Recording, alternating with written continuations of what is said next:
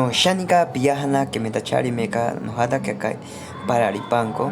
Bueno, mis amigos, de hecho este es un lugar nuevo que justamente se trataba de encontrar a los Shanikas emprendedores. Claro que sí, mis amigos, recuerden, en este lugar tiene un ambiente muy amplio. Hola, buenas tardes a todos. Buenas tardes, amigos y clientes.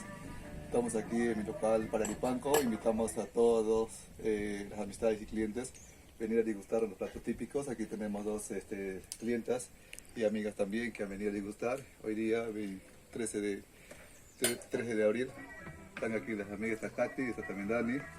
Bueno, quería preguntarle qué tal el plato, estimados amigos. Sí, muy original, muy hecho sin condimentos, excelente. Ajá, toda natural.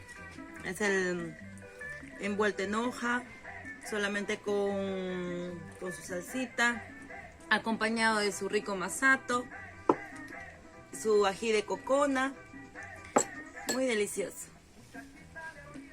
Les recomiendo acá en Pararipanco, siempre serán bienvenidos, las puertas están abiertas, música del ambiente, todo ok.